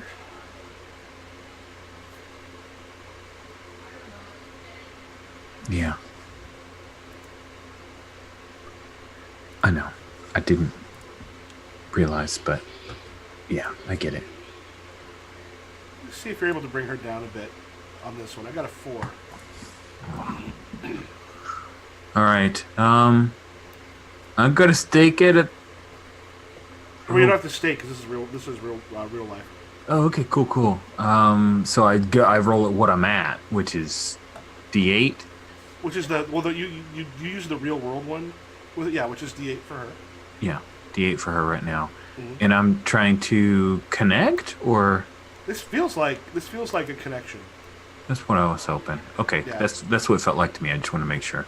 Okay, you rolled a 4. Clear your stuff out, Yep. and I'll open it up. Leave those done and done. Okay, got wait. Okay, there we go.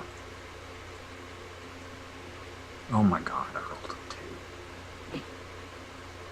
I rolled a snake eyes. Yeah. Yeah, and you can she's putting on a brave face, but she's hurting. As she turns and sort of heads back to her car. The worst, literally the worst.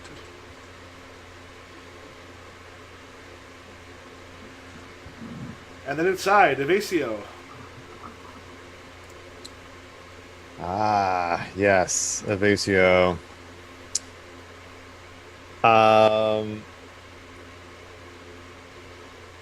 Maybe we're like like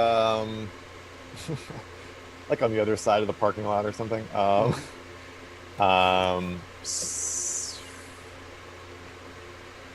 Yeah, maybe I'm having my after show cigarette.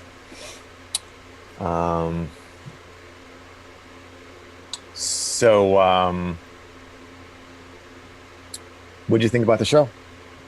He goes, went good. Show was really good. You know, I always love seeing you do these things. Had we talked out of character, what was wrong with you in that relationship? What? Because he said he didn't know what was wrong. What was wrong Right. for her in that relationship? Yeah, we never really figured that out. The other thing, this could also be a point, depending if we want to go, where you destruct that relationship. This is one where she has to move on from that to look for something new or to add in Ooh, something different. yeah, we haven't destroyed any relationships yet. So that could be fun. I mean, yeah, so what was yeah, I was thinking about it actually a little bit. I mean, we said something about her being like a bit like emotionally disconnected. Which fits with your stats It very fits with well. my stats, yeah, for sure. And then maybe also I just think like so, like actors like put all this time and energy into um like manufacturing like the appearance of emotions. So I'm just Hmm. wondering like if she maybe she doesn't really feel things particularly like it's all very surface with her. Uh she's actually like I don't know, maybe a little bit dead inside or something like that. I'm not exactly sure why. I have known those people. It's not an actor thing in particular, but there's people who are very good. The what the what I found is the weirdness comes is they're so good at doing it on stage that Mm, when people find out they're not like that in life, that can sometimes be because like if you met someone who's like that normally, like, oh, this is what they're like. If you see them do something where you're like, oh, this person's full of passion and energy, and you meet them, you're like, oh, whoa, what happens? That can be a hell of a letdown. yeah, I mean maybe Evasio yeah, maybe that is like how he first got into me, right? Like he saw me performing and yeah, and I seem to be full of vitality. Um and like he just never really fully realized like, oh, like off stage, like I'm like a very different person. And then for me, this I'm just, from Martha's perspective, maybe it's sort of just this idea that when it comes down to it at the end of the day, like she cares about her career, she does feel passionate about her career, but doesn't have much of a spark for him. Like, um, yeah, and I don't maybe who knows, maybe because her mother disapproved of it, Hmm. which made it more attractive, right?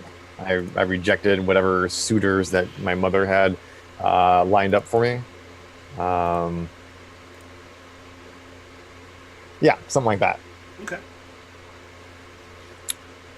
all right. Yeah, he's Uh, like, yeah. So what do you say when he after he's uh, yeah, I mean it kind of reminds me of, the day we met, how you approached me after the show. Um, you you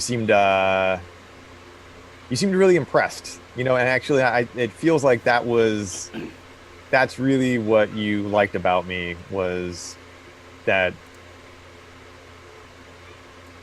I think you liked the on stage me, I think more than you ever really liked you know, the real life me. kind of be honest, on stage he was a lot more there than real life he ever was.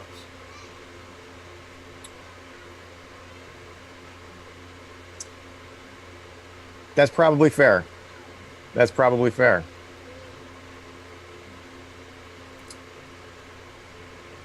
Not really sure where that leaves us though.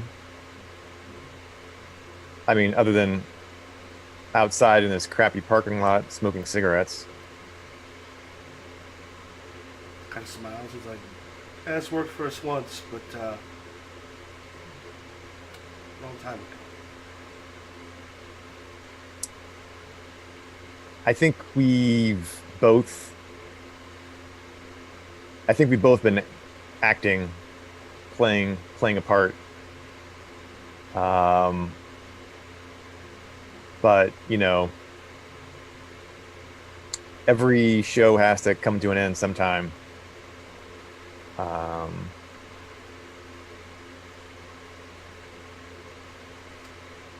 Take a drag and stamp out the cigarette.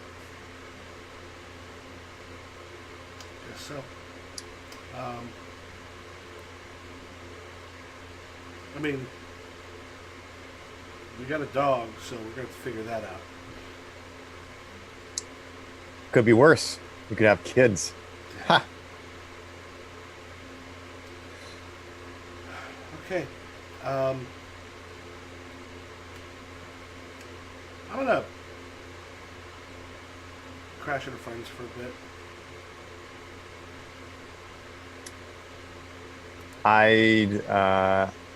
I'd appreciate that. You know, with the show going on, like having to move out would be a lot. So I kind of takes that moment and just sort of like opens up his arms for like that one last hug kind of thing.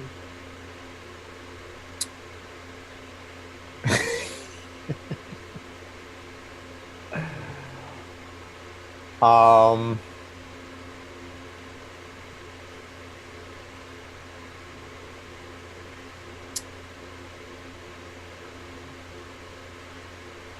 uh, I think she.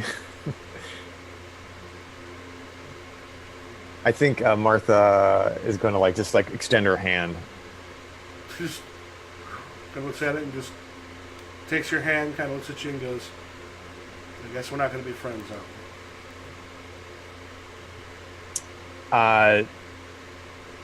You know, we're just going to have to see.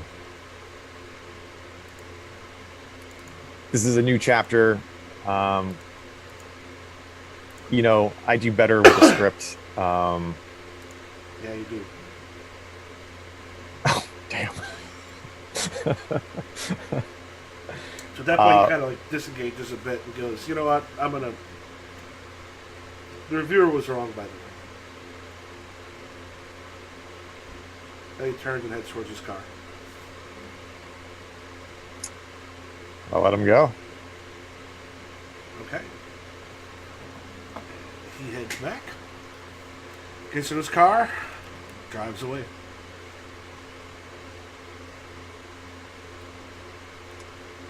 All right, sounds good.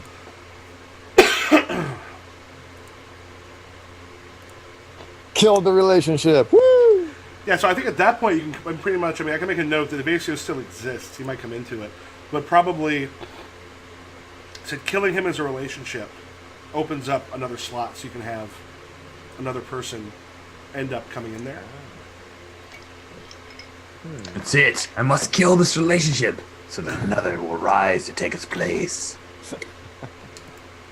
Yeah, because if there's too many possibilities of people, it can start like I just add another person. If you've got like unlimited slots, you can use that to bring like a few people that are important in and let them sort of switch in and out as the story seems to call for. Mm-hmm.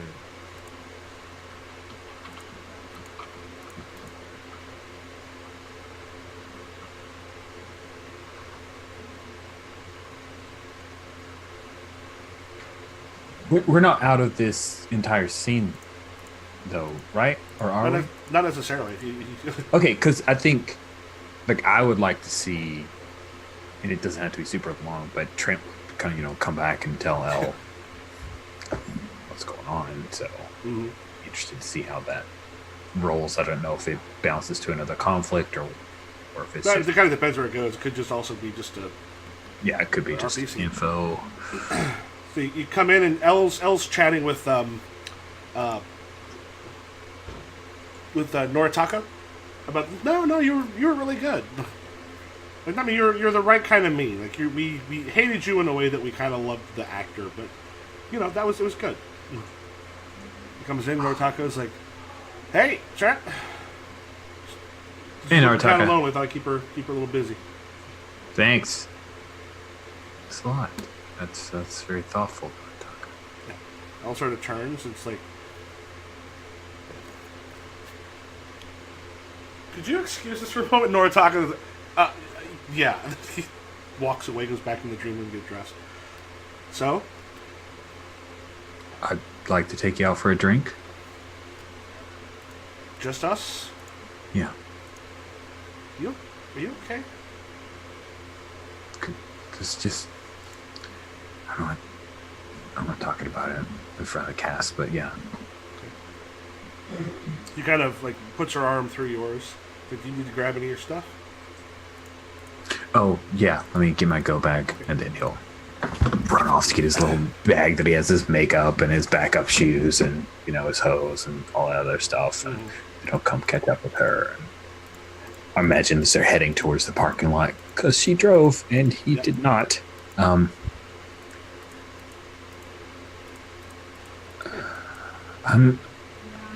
gonna move out. And just like tackle hugs. Tackle hugs you on the thing. Goes, oh my god, that's great. It was tonight. I hear what I didn't realize I was actually hurting her. I thought we were just friends, and I thought we could, but it's hard to let go of an ex. No, I think this is good. I think this is really good. Yeah. I mean, do you know where you're gonna live? Nope. I can help you find someplace. Cool. I mean, it might be good that moving, because wherever I end up working after the convenience store closes down, I can try to look near that. You sure it's gonna close down? No. Maybe there's still some hope.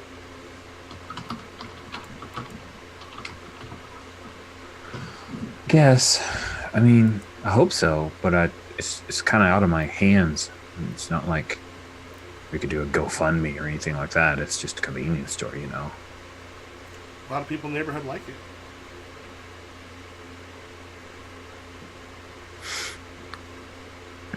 It's hard to try, I guess. GoFundMe thing, I just thought of that, by the way. That was my idea. Yeah. You can give it a shot. I mean, tell people has cancer. People love giving GoFundMes for sickness. Come on now, we can't lie. That's terrible, because then somebody might find out, and then we get drug all over the internet, like even Facebook. So let's see what we can figure out. So I'm thinking here, if I make it a roll to see if you reduce her from a 2 to a 1. Mm-hmm. It's D8 because of the act, but it would be easy because of what's happened. All that stuff makes it easy. It would be a D8 and a D4 to see if she's still sort of nervous about it. Part of me thinking possibly automatically taking it down 1, but also keeping it where you don't necessarily know. Like, people might hold some resentments. Hmm. Does that make Okay. some... I'll go with whatever you want. I mean, it's your thing, but like I'm here for the mechanics too. Okay. So Yeah, that's because I was kind of thinking that it at least keeps it in the air whether an NPC in particular is going to still have a little bit. So it's a 6 total. okay. Oh, and then I'll remove the dice. So I'm at a D8 in real life. Am I trying to connect? Think. That seemed like a connect. Okay. Just always like double checking. Yep. I roll a 6.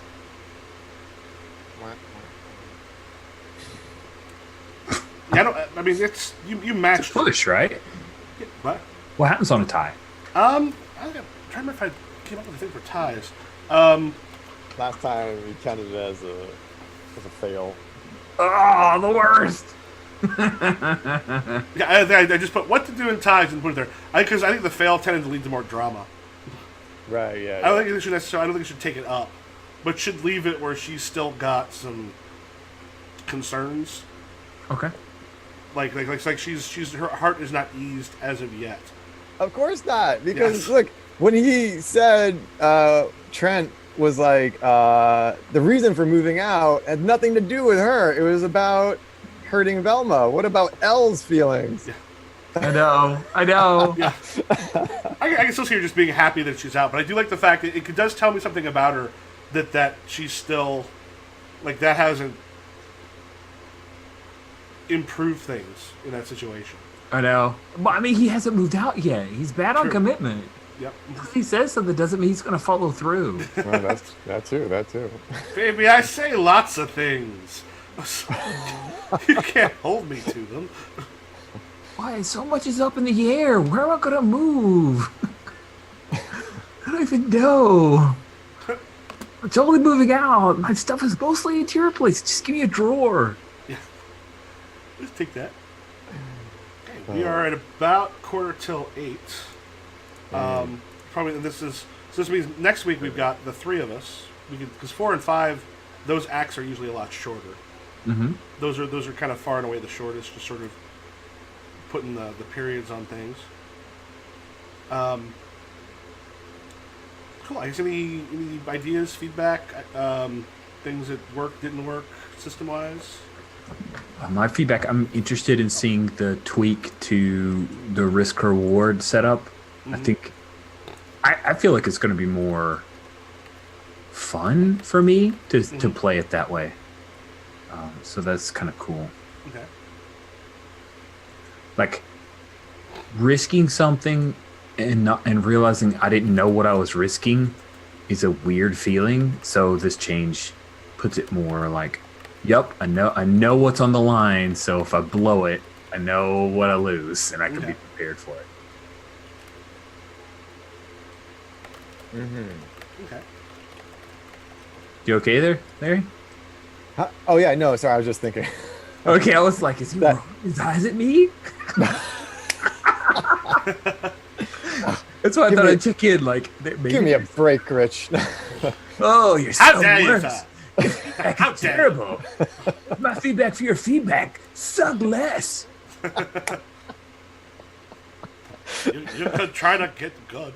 Sorry, that was my contemplative face. I have to work on it. I blame I have resting psycho face, so I get it. Exactly. No, the thing I was thinking about was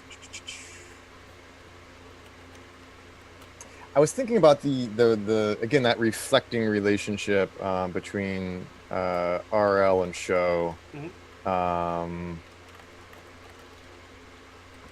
And I'm just wondering, like, at some point when you just in this session you mentioned like the theme, like you take a theme from the show, and then that somehow gets is reflected in RL scenes. Like I was wondering like whether it would be interesting to like after a show scene to like maybe pause for a second and be like, what was the theme of that show scene? And then that way we all might be able to sort of brainstorm like more collectively about how to reflect that scene potentially in the RL scene. Does that make sense? Yeah. That also could be very useful for not only giving a moment to really separate the real life from the show scenes, but also get a moment to like make notes of writing it down, because like in this in particular with the two different storylines, I found writing down notes like kind of vital in a way that it hasn't been as much in other games. Yeah, I can see that. I think it's because their stakes are always like just a little on the low key personal side. So like you really need to take notes of that because there's a lot of subtlety. To me, I felt like there's a lot of little subtleties going. Yeah, I do plenty of stuff that's like more personal, but it's usually there's not two totally separate things happening. So yeah, it's like remembering all that stuff. Yeah, It could be an interesting way to do that, get some ideas, and also let them talk about like what's going on with some of the NPCs, etc. Mm-hmm. Okay. But yeah, that's the only other like sort of new-ish thought that I had as we were playing today. Okay. But I think for some reason I did feel like it wasn't as confusing as the first time. Like I didn't feel like I was mixing up the show and RL as much, and maybe incorporate like talking about the show scenes more like a stage production did help. Maybe it was that. Okay. And I also think it's just kind of fun to talk about as well. So Yeah. I like that change. Cool. I'm kind of connecting to. There's a different phrase I want to say, but I can't remember it, so I'll just say what it means, which is connecting to what Larry threw out. And this is way too meta, so just please shoot it down. But I know there's a LARP where there's a break in the LARP, and everyone steps out of the characters they're playing in the LARP to pretend that they are the audience of that LARP that's taking place, and they give feedback there, almost like audience slash producers saying, well, we need more of X, or I like this and this. I know that kind of breaks out of the Slings and Arrows format, but if we were doing play is bit like intermission, you can almost call it. Look at me, I'm getting all sticky and meta and stupid, but I'm throwing it out there anyway, and then you do with it what you will, which is probably ignore me. But it sounds in some respects like an idea generator we use in improv. Yeah. One of my my troupe, which because Mike and Molly's closed, we're no longer performing because we're losing performance spaces in this town. That sucks. But we used to do Fiasco as our main long form improv. But what we do in the middle is we would do commercials, and part of those commercials were not just to give us a moment to reset, but also we kind of work in a few things to get some ideas generated.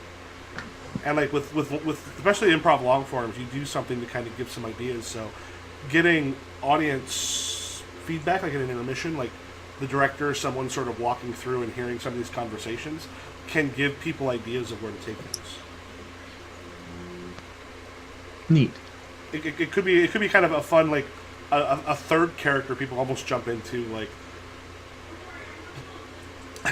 there are certain people who like if you've been to theater a bunch, like you walk through the audience and you hear them, you know them immediately. Oh, it's that guy who does the thing. So they can even be reoccurring characters where it's like, yeah, or they could even be less of a character and more of a alt personality. I'm kind of thinking like, oh shoot, what is the map drawing game that Avery Alder created?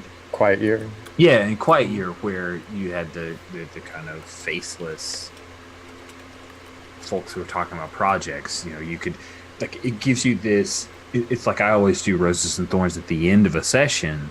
Well, guess what? If you had a sucky session, you didn't do that in the middle, so you couldn't course correct.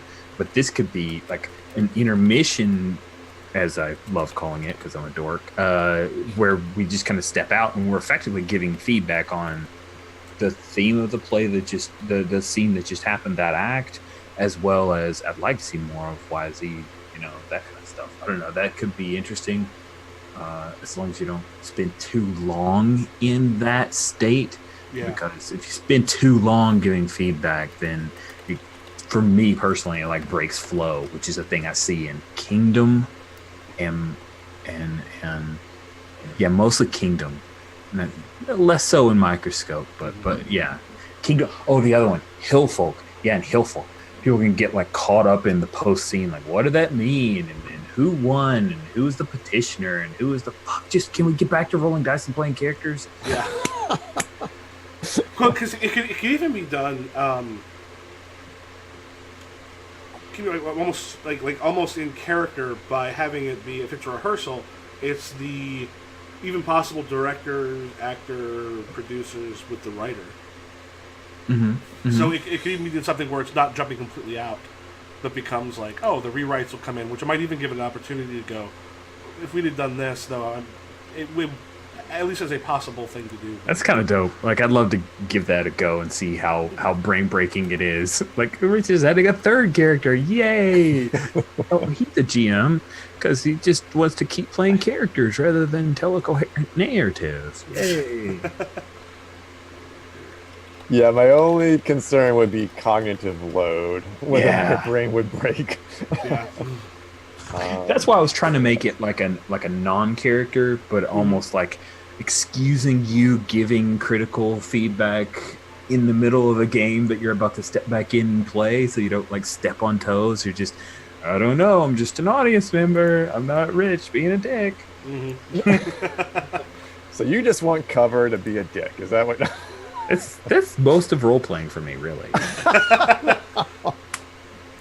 I know that's not true. Like, people can say, "Oh, it's my character, not me," and I'm going, "That's It's not my me at all." character, guys. I'm sorry. It's not me. I mean, I don't have a light sword, aka laser sword lightsaber. I'm not a Sith. What do you mean? I wouldn't say you're being an asshole right now, but my character is saying that about you as Character an hates you. individual. Okay. Yeah, that'll be some fun new stuff to kind of try to work in on next week. Cool. Cool beans. I- And we just have the one more session, right? Because I forgot to point. I think you had originally set up for like 4 sessions, but I couldn't make the 4th. Yeah, right now it's just Rich is the only one signed up for the 4th one, so I don't know if Okay. we just wanted to call it 3 or if Rich and I wanted to do something on that 4th one or see about grabbing another person or so. Okay.